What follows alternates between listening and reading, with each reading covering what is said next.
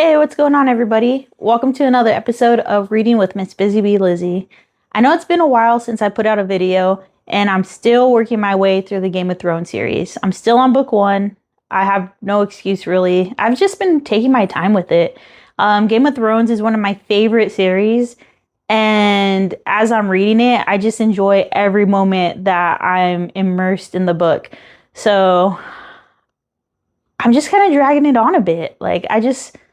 I'm just enjoying my time doing it, and I don't want to rush. But meanwhile, as I'm reading Game of Thrones, I'm also listening to audiobooks on my way to and from work. Um, and so a book that I just finished that I wanted to share with you all is The Midnight Library by Matt Haig, I think you pronounce it. Please forgive me if I'm saying that wrong. Haig. Um, but yes, I just finished The Midnight Library. To sum it up, it's about a girl named Nora Seed who is basically tired of life. She doesn't feel like she's needed anymore. She just got fired from her job, and then to kick her when she's already down, her cat dies. So at this point, with all her misfortunes, Nora decides she's going to die. However, after she attempts to kill herself, she finds herself in this magical library with her childhood librarian, Mrs. Elm.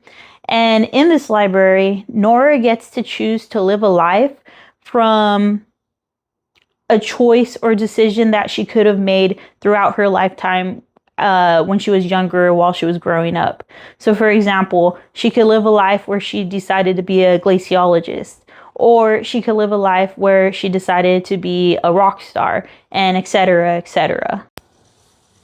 As I was listening, I started thinking about my own life, and I started thinking about what my life would have been like if I finished college, or what my life would have been like if I didn't choose a certain job, or what would it have been like if I stood in my comfort zone and stayed in at night instead of going out with friends when I was younger.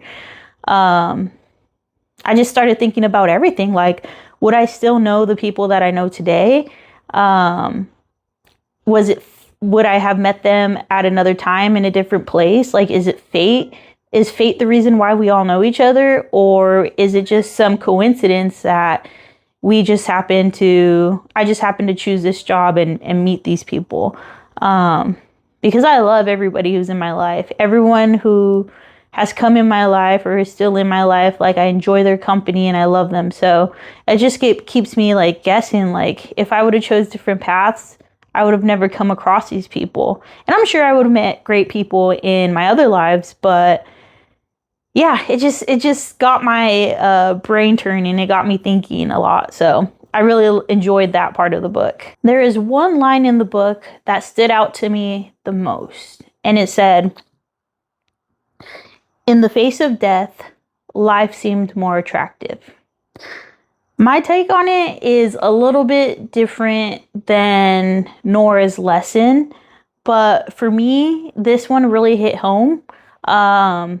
Just because 2 years ago, my brother got diagnosed with stomach cancer, and he did radiation, he did chemo, but sadly, it became terminal. So 6 months after he became diagnosed, just about 6, maybe 7 months after, he passed away. So this line just got me thinking, like, we think as humans that we have so much time. We don't realize it's like one day you're here and then the next you're not. And you think you have so many more years to go, but then in an instant you find yourself face to face with death. And possibly thinking about all the time that you've wasted, all the problems that you thought were problems, but really turns out they weren't problems at all. In fact, you wished you had those problems again. You wish that, you had to go to work, or you were running late, or you spilled coffee on yourself on the way to work, because that means that you're still alive. And in the face of death, life seems more attractive. So my lesson from the book and my own personal experience is that life is precious. It's fragile. And sometimes we take it for granted. And I know we hear this a lot, but it's true. You got to book that trip. You have to go to that museum you've been wanting to go to. You need to go lay in the grass and read that book you've been meaning to pick up. Just go live. Do life. Be happy. Don't take your problems so seriously. Don't let your job consume you. Just breathe and do what makes you happy. Life is precious, it's fragile, and it's also not promised. So, sorry to get so deep and emotional. That was just a couple of things that were going through my mind. And again, like I said, the lessons I learned from reading this book. So, thank you all for watching. I appreciate you all, and hopefully I'll make some progress on my Game of Thrones series, and we will be having a video about that soon. Take care, guys.